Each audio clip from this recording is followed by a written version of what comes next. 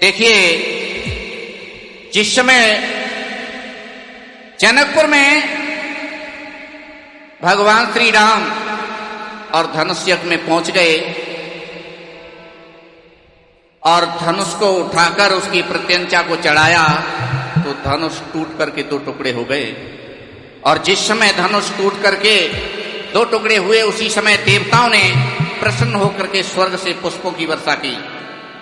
तो उस समय का दृश्य दो लाइनों के माध्यम से आप लोगों के सामने प्रस्तुत कर रहे हैं कि तोड़ा था धनुष राम ने मिथिला में जिस घड़ी, सब स्तुति करने लगे दशरथ कुमार की।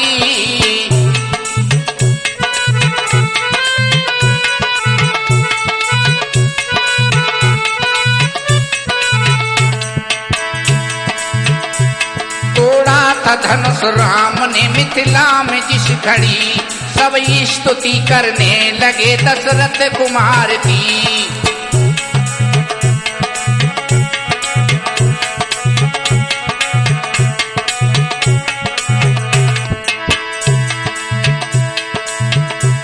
मुनि वेद मंत्र बोलते थे ऊंची तान से, फूलों की वर्षा हो रही थी आसमान से।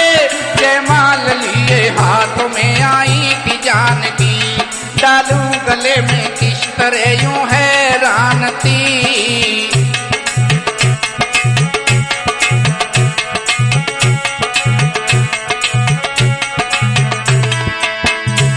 जिस समय जानकी जी माला को लेकर के खड़ी हुई हैं और भक्तों भगवान ऊंचे पड़ रहे थे, जानकी जी पहुंच नहीं रही माला डालने के लिए। जयमाल लिए हाथ में आई थी जानकी, डालू गले में किस तरह यूं हैरान थी।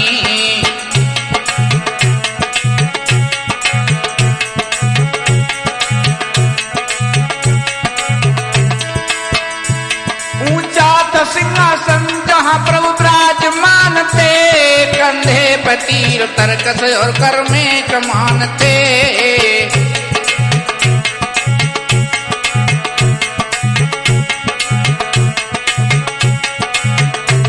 कुछ सोच करके मन ने तब विचार कर लिया, आंखों ही आंखों लक्ष्मण को इशारा कर दिया।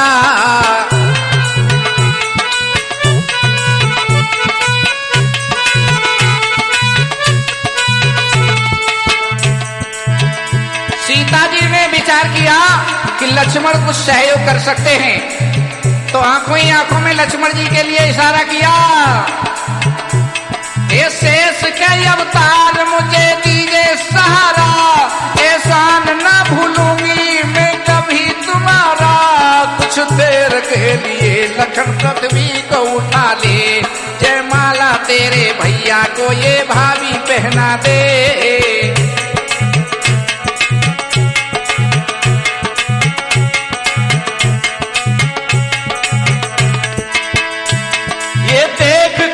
लक्ष्मण तब हो गए खड़े, जाकर के अपने भैया के चरणों में गिर पड़े।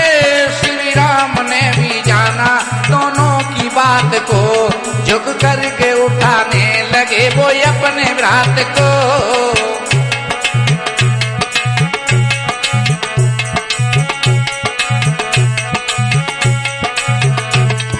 भगवान श्री राम समझ गए दोनों की बात को। जैसे ही लक्ष्मण चरणों पर गिरे तो भगवान झुक करके भगवान अपने भैया लक्ष्मण को उठाने लगे। और उसी समय जयमाल गले माला सीता ने डाल दी, फिर नीचा करके उन्हें गुमाल डाल दी।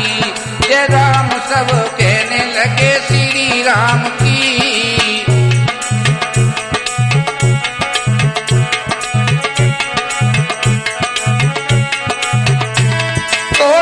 धनुष राम ने मिथिला में जिस घड़ी, होने लगी थी जय जयकार श्री राम की। मुनि वेद मंत्र बोलते थे ऊंची तान से, फूलों की वर्षा हो रही थी आसमान से।